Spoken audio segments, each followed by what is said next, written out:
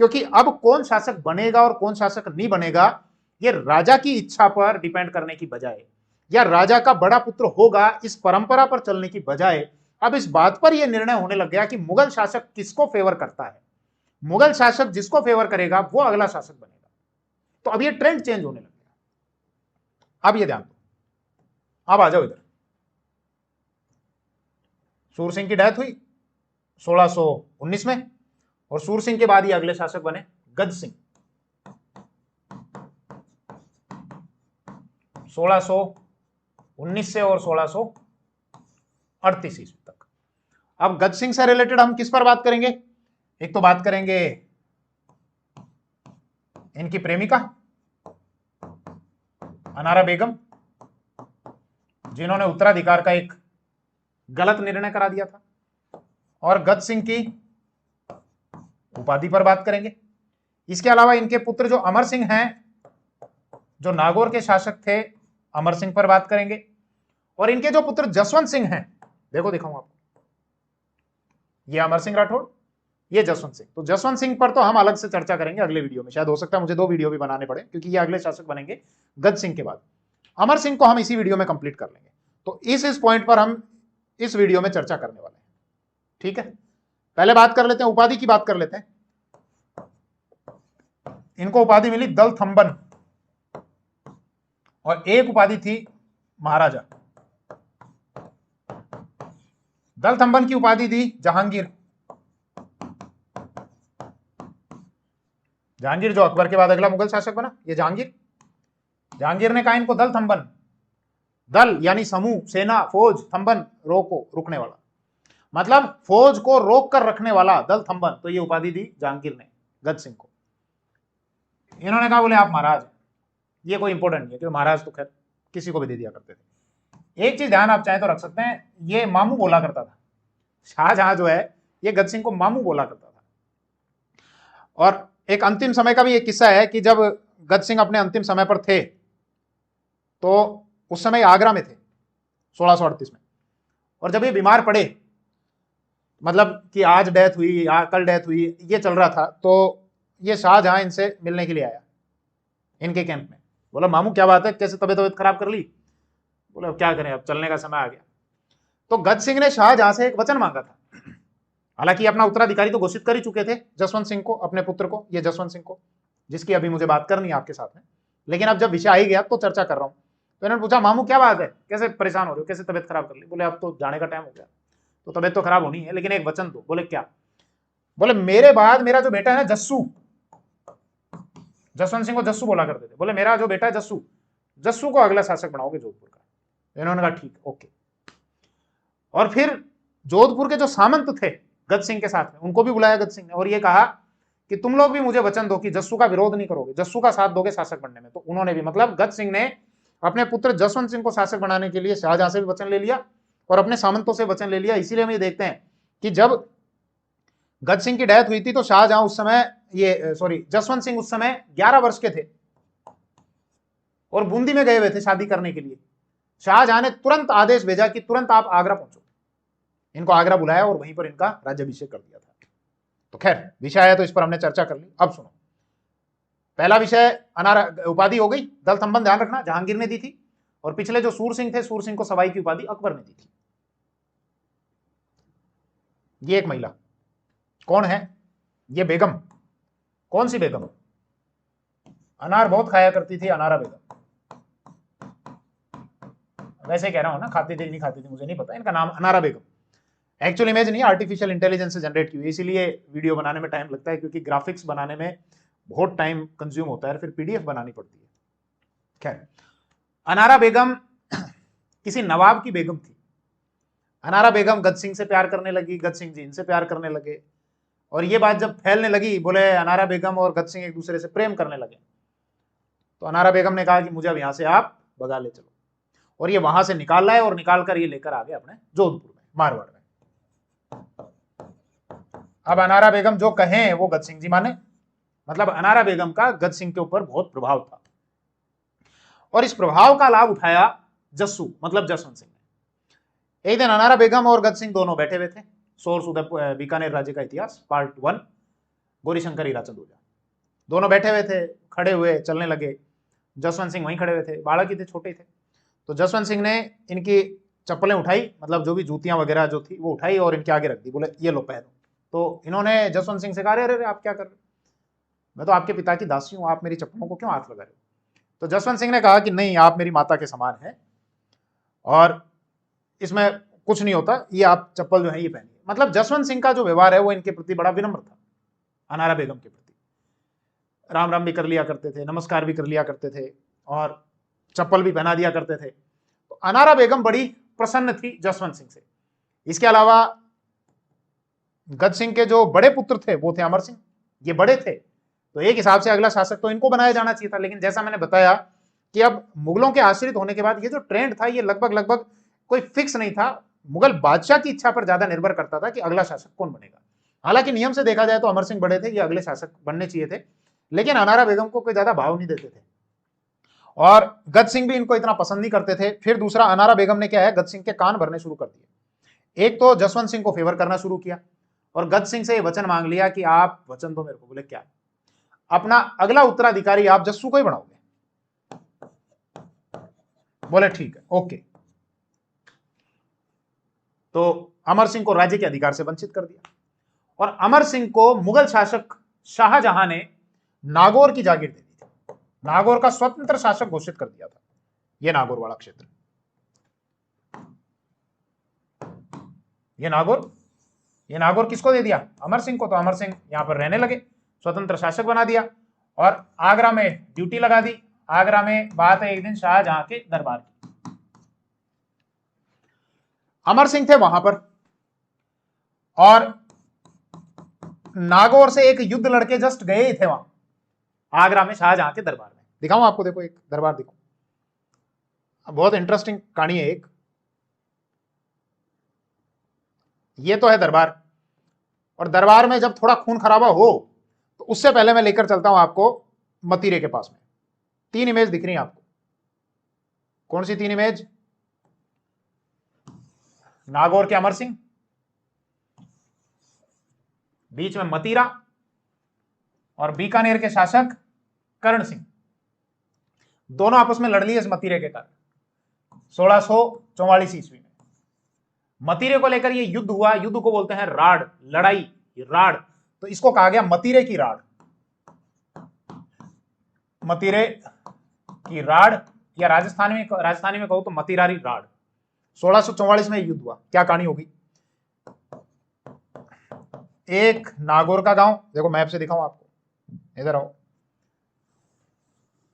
एक तो दिख रहा है आपको नागौर। अब तो नागौर ये है केवल इतना सा, क्योंकि नागौर के खंड खंड कर दिए सरकार ने, टुकड़े कर दिए। एक नागौर जिला, डीडवाना कुचामन जिला, खैर समझ लो, ये नागौर और एक ये आपका बीकानेर। नागौर की सीमा पर एक गांव जाखड़िया, बीकानेर की सीमा पर एक गांव सीलवा। ये किसी गांव में कोई मतीरे की बेल लगी, मान लो जैसे यहां पर लगी नागौर में, फैलती फैलती इधर बीकानेर की तरफ आ गई। भाई बिल्कुल बाउंड्री पर है तो एक वो बीच में बाउंड्री लगा रखी थी, कोई तारबंदी कर रखी होगी। मतलब एक गांव में लगी और वो बेल जो फैल के दूसरे गांव में जस्ट पड़ोस वाले में चली गई। तो जिसकी वो बेल थी, जिसके खेत में उग रही थी, उस किसान ने ये कहा कि इस पे मतीरा मत तोड़ना भैया, ये मेरे खेत में बेल उगी है तो ये मतीरा मेरा है।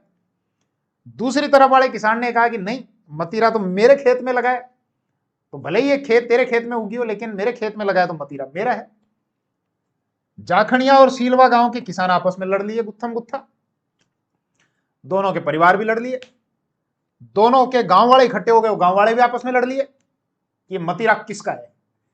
यह बात फैलती फैलती पहुंची दोनों राजाओं के पास में, बीकानेर के कर्ण सिंह, नागौर के अमर सिंह। दोनों शासक आए अपनी अपनी सेना लेके और उस मतीरे के कारण ये भी आपस में लड़ दिया। अब वैसे देखा जाए तो हंसी आ रही होगी आपको कि क्या मतीरे के कारण आपस में लड़ रहे हैं, जबकि दूसरा एंगल भी अगर आप इसका ही देखोगे कि कैसे अपने किसान की बात को रखने के लिए, अपने किसान के सम्मान के लिए एक राजा खुद युद्ध के मैदान में उतर गया। आप इस एंगल से भी देख सकते हो, दोनों आपस में लड़ लिए। यह युद्ध कहलाया आपका मतीरे की राड़। क्लियर। बीकानेर के जो कर्ण सिंह है वो अमर सिंह पर खुंदस खाते थे। अच्छा, परिणाम आ रहा होगा आपके दिमाग में, कौन जीता कौन आ रहा, मतीरे का युद्ध। जो किताब है उदयपुर राज्य का इतिहास भाग 1 गौरीशंकर हीराचंद ओझा, वो तो ये कहते हैं साहब अमर सिंह जीत गए थे, बीकानेर वालों को हरा दिया था। कुछ और अलग सोर्सेज हैं वो कहते हैं कि नहीं, बीकानेर वाले जीत गए थे, अमर सिंह को हरा दिया था। दोनों के जीत हार की बात होती है, ठीक है। बीकानेर वाले जो कर्ण सिंह हैं वो अमर सिंह पे खार खाने लगे, चिढ़ने लगे। कहां गए, इधर आओ। और ये थे कहां पर, ये कर्ण सिंह भी कहां पर थे, आगरा के दरबार में। आगरा में शाहजहां का दरबार, और शाहजहां का ये एक मंत्री था, रक्षा मंत्री, जिस पोस्ट को कहते थे मीर बख्शी। एक पोस्ट होती थी मीर बख्शी। ये शाहजहां का दरबार लगा हुआ है, ये शाहजहां बैठा हुआ है। इसी दरबार में कहीं पर बैठे हुए आपके कर्ण सिंह। कर्ण सिंह के बगल में एक व्यक्ति बैठे हुए आपके सलाबत खां। सलाबत खां कौन, जो शाहजहां का तो था साड़ा, और इसके अलावा मीर बख्शी की पोस्ट थी उसकी। मीर बख्शी का मतलब ये बता दिया मैंने आपको, रक्षा मंत्री। ये कर्ण सिंह सलाबत खां के कान भरा करते अमर सिंह के खिलाफ। बोले अमर सिंह को इतनी इंपॉर्टेंस मत दिया करो, और ये बात है वो बात है, खूब उल्टा सीधा कह के। दरअसल किस्सा क्या है, कोई अवकाश को लेकर है कि अमर सिंह जो है वो जाना चाह रहे थे वापस अपने नागौर, और वो नागौर चले गए थे, और बिना बताए चले गए थे। मतलब सॉरी, वो गए थे, बादशाह को सूचित करके गए थे वैसे नागौर जब गए थे, लेकिन जितने टाइम पीरियड के लिए वो बताकर गए थे वो उतने समय में नहीं आए थे। जैसे मान लो एग्जाम्पल के तौर पे कि 20 दिन के लिए या 25 दिन के लिए बताकर गए थे, वो आए थोड़ा लेट। अब जब लेट आए तो उस लेट आने की उन्होंने सूचना भी नहीं दी। जब वो यहां पर आए तो बादशाह ने कई बार बुलावे भेजे, बोले बुलाओ अमर सिंह को, बुलाओ अमर सिंह को। और अमर सिंह हाँ बोले, आते हैं, बोल देना बादशाह को, आ जाऊंगा बाद में। जब ये यहां पर दरबार में पहुंचे तो बादशाह ने पूछ लिया कि भाई इतने लेट आने का कारण, और आपने कोई सूचना वूचना भी नहीं दी। तो अमर सिंह ने कहा था कि साहब ये जरूरी काम था इसलिए गया हुआ था। जहां तक रही अवकाश की बात, तो कुछ इस प्रकार से कहा था कि जहां तक रही मेरी संपत्ति की बात, तो ये जो मेरी कटार दिख रही है ना, यही मेरी संपत्ति है। मतलब बादशाह को चुनौती, ये मेरी कटार है कि यही मेरी संपत्ति है। तो सलाबत खां पीछे बैठा बैठा था, वो बोला गंवार। अब जैसे ही सलाबत खां ने बोला गंवार, अमर सिंह घूमे और घूम के वो कटार उसके सलाबत खां के सीने में घोप दी। अब वो वहीं तड़प के मर गया सलाबत खां। ये शाहजहां ने देखा, अरे ये तो मारेगा। अब अमर सिंह जो है वो फेंकी कटार इस शाहजहां की तरफ निकाल के। ये शाहजहां भागा उधर पीछे से, बाकी के जो दरबारी थे कोई इधर भाग रहा है, कोई इधर भाग रहा है, पूरी अफरा तफरी सी मच गई। और अमर सिंह यहां से निकले, बोले साहब अब पंगा तो ले लिया और अब ये छोड़ेंगे भी नहीं। अमर सिंह अपने घोड़े पर बैठे बाहर निकलते, इनका घोड़ा था, और ऊपर से जब कहीं निकलने का रास्ता नहीं मिला तो ये आगरा का जो किला है ऊपर से घोड़े को कुदा दिया, यहां से निकल गए। इनके साथियों को जब बात पता चली तो वहां पे एक युद्ध भी हुआ जिसमें इनके साथी रणखेत हुए। कोई दरवाजा, बुखारा दरवाजा बताया जाता है, और उस बुखारा दरवाजे पर लड़ते लड़ते लड़ते बहुत सारे इनके योद्धा मृत्यु को प्राप्त हुए। उस दरवाजे को शाहजहां ने बंद करा दिया, बोले बंद कर दो इसको। उस दरवाजे, आप वहां जाएंगे आगरा में तो अमर सिंह दरवाजा के नाम से जाना जाता है उसको। तो आपसे पूछा जाए अमर सिंह दरवाजा कहां पर है, आगरा में। पहले क्या नाम था, बुखारा दरवाजा। बाद में फिर जब ये मुगल चले गए, अंग्रेज आ गए, तो एक अंग्रेज अधिकारी था जॉर्ज स्टील, उसने पूछ लिया होगा, बोले ये कौन सा दरवाजा है, ये क्यों बंद कर रखा है तुमने। हवा हवा तो आने तो बंद क्यों कर रखा है। बोले साहब ये ऐसी कोई कहानी वाणी हुई थी, तो हुई थी, खोलो इसको। तो उस जॉर्ज स्टील ने इस दरवाजे को खुलाया था। आई इतनी बात। अब आगे क्या हुआ, जब अमर सिंह यहां से भागे, अमर सिंह जब यहां से गए, ये घोड़ा कुदाया। अब ये मुगल सैनिक हक्के बक्के, और यार ये क्या आदमी, घोड़ा ही कुदा दिया नीचे। बाद में बोले ये आदमी ऐसे तो पार नहीं पड़ेगी भैया, तो फिर क्या करें, षड्यंत्र से पकड़ो। अब जैसे भी कुछ अलग अलग, कोई सोर्स कुछ कहता है, कोई सोर्स कुछ कहता है। मोटी मोटी कहानी ये है कि इनके एक साले थे, अर्जुन सिंह गौड़, विठलदास गौड़ के पुत्र थे। अर्जुन सिंह गौड़ की हेल्प से और अमर सिंह की हत्या करवा दी गई। ये मोटी मोटी कहानी है, बाकी कोई कुछ थोड़े सोर्स, कुछ थोड़ी थोड़ी कहानियों में अंतर है। तो ये आप किस्सा ध्यान रखना। इससे रिलेटेड क्वेश्चन क्या, कि सलाबत खां की हत्या की थी शाहजहां के दरबार के टाइम में, नागौर के शासक थे, मतीरे की राड़ 1644 में, 1544 में नहीं लिख दिया ना मैंने, तो कई बार कैमरे के आगे क्या दिमाग से, आप 1644 ही है। किसके बीच में हुआ था, अमर सिंह और किसके बीच में, बीकानेर के शासक कर्ण सिंह के बीच में।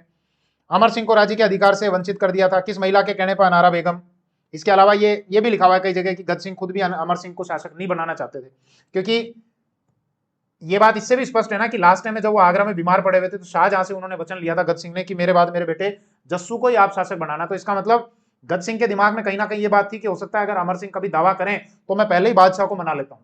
और अपने सामंतों को भी उन्होंने वचन दे दिया था कि आप लोग कोई भी जस्सू का विरोध नहीं करोगे, तो ये भी शायद गद सिंह के बाद में रही होगी, इसका मतलब गद सिंह खुद भी ये चाहते थे कि जसवंत सिंह अगले शासक बने। फिर इससे रिलेटेड ये आप उपाधियों का ध्यान रखना कि इनको दलथम्बन की उपाधि जहांगीर के द्वारा दी गई थी, बस और क्या है। फिर इनकी डेथ हो गई, आगरा में इनका निधन हुआ, वहीं पर इनका अंतिम संस्कार कर दिया गया।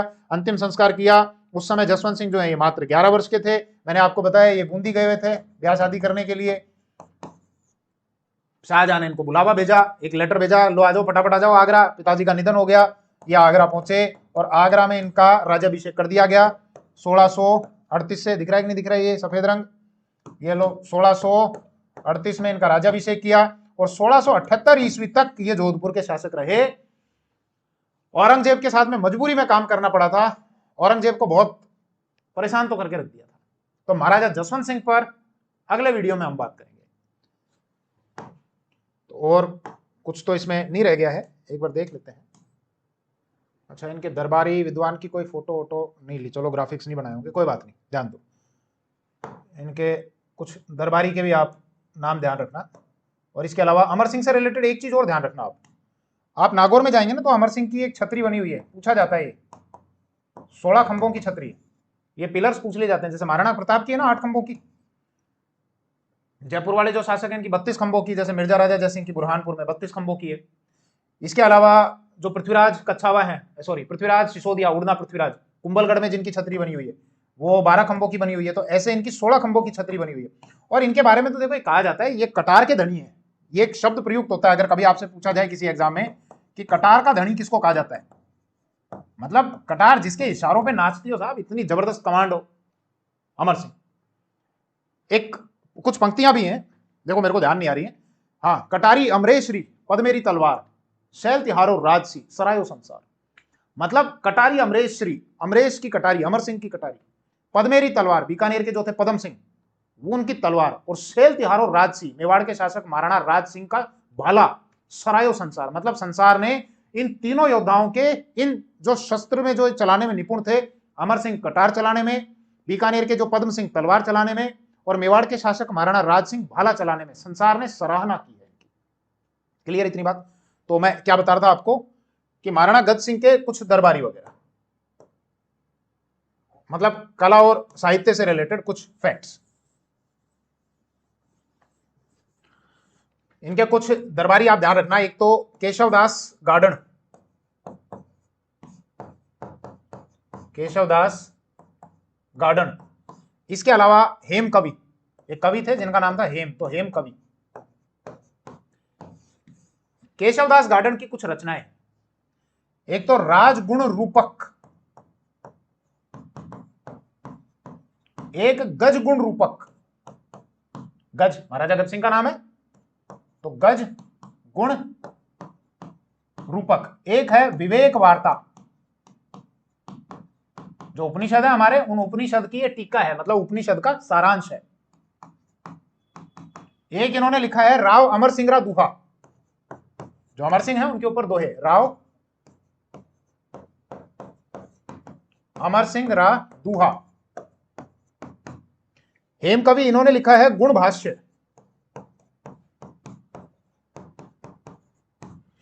इसके अलावा एक तालाब है जो इनकी एक रानी ने बनाया था, कुसुमदे, कांगड़ी तालाब, कांगड़ी तालाब किसने बनाया था? इनकी रानी थी कुसुमदे। एक रानी और थी इनकी, उनका नाम मेरे को ध्यान नहीं आ रहा, कश्मीर दे करके थी। उन्होंने एक तालाब बनाया था गांगेलाव तालाब। ध्यान रखना, एक गांगेलाव तालाब तो इनके पहले के जो शासक थे मालदेव के पिता राव गांगा, उन्होंने बनवाया था गांगेलाव तालाब, गांगा की बावड़ी, गंग श्याम मंदिर। एक गांगेलाव तालाब इनकी पत्नी थी कश्मीर दे, शायद कश्मीर की थी इसलिए कश्मीर दे, उनका पूरा नाम मेरे को ध्यान नहीं आ रहा है। उन्होंने भी एक तालाब बनाया था गांगेलाव, वो मैं नोट्स में इंक्लूड कर दूंगा बाद में। तो चलिए, ये हमारा गद सिंह का टॉपिक कंप्लीट होता है। अब हम बात करेंगे जसवंत सिंह की, ये करते हैं हम नेक्स्ट वीडियो में। थैंक यू, जय हिंद।